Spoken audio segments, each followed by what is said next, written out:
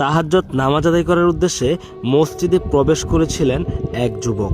তখন প্রায় আনুমানিক রাত 3টে বাজে। তার সাথে এমন একটা জিনের দুর্দশা ঘটনা ঘটে গিয়েছে, আমি গ্যারান্টি দিয়ে বলতে পারি যেটা দেখার পর আপনার চোখ কপালে উঠে যাবে। এমন একটা ভয়ানক ঘটনা যদি মসজিদের সিসি ক্যামেরায় রেকর্ড না হতো, তাহলে হয়তোবা আমরা মসজিদের এই গোপন রহস্য সম্পর্কে একদমই জানতে পারতাম না। চলুন এবার আসল ঘটনা সম্পর্কে কথা বলা যাক। এই গভীর রাতে আমরা মসজিদের 2জন লোককে দেখতে পাচ্ছি।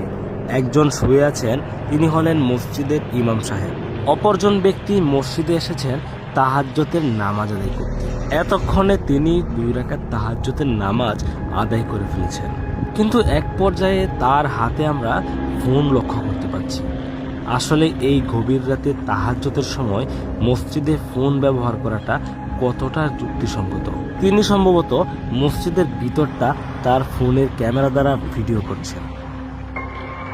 আমার মনে হয় মসজিদের ভিতরে যে জিন থাকে, এই বিষয়টা সম্পর্কে তার ন্যূনতম ধারণা নেই।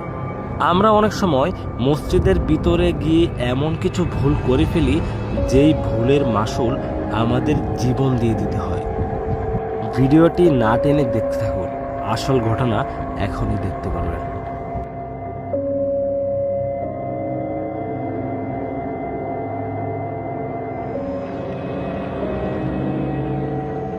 এই যে দেখুন, জিনের মার কিন্তু অলরেডি শুরু হয়ে গিয়েছে।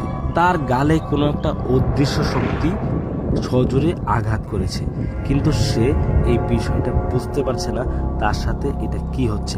আবারও কিন্তু তার গালে একটা চর মারা হয়েছে। ভিডিওটি দেখতে থাকুন, সামনে আরো ভয়ানক কিছু অপেক্ষা করছে।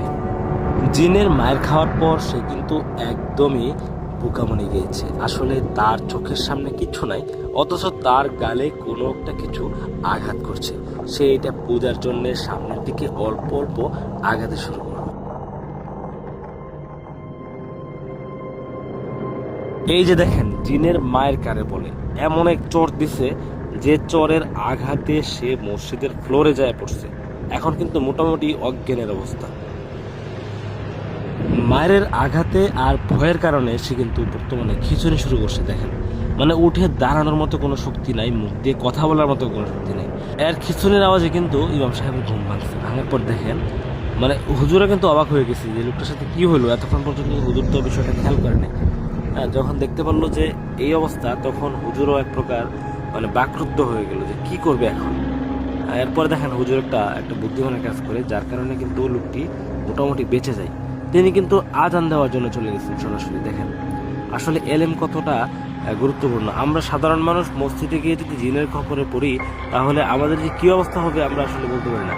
উনি কিন্তু বুদ্ধি করে, আসলে এলেম থাকার কারণে কিন্তু তিনি আজান দেওয়া শুরু করছেন। আজানের কারণে কিন্তু লোকটি দেখেন স্বাভাবিক হয়ে গেছে। হুজুর আজান শেষ করে লোকটির কাছে যখন আসলেন, দেখলেন যে এক প্রকার অজ্ঞান হয়ে গেছে। হুজুর কিন্তু তাকে জাগানোর চেষ্টা করতেছে। এখন হুজুরের এখানে কি করণীয় আছে? আসলে এত গভীর রাতে হুজুর কি করতে পারে? এরপর যখন দেখলেন যে তার ফোনটা সামনে পড়ে আছে, সেই ফোনটা কিন্তু হাতে নিলেন। অতঃপর দেখলেন যে কোনো একজন লোকে মনে হয় কল করছিল। তো হুজুর আবার তাকে বিষয়টা খুলে বলতেছে, আসার জন্য বলতেছে। তো এই হচ্ছে অবস্থা। তো এই ভিডিওটির মাধ্যমে আমাদের একটা বিষয় শেখার আছে যে আমরা মসজিদে গিয়ে কখনোই এই ধরনের ভুল কাজগুলো করবো না।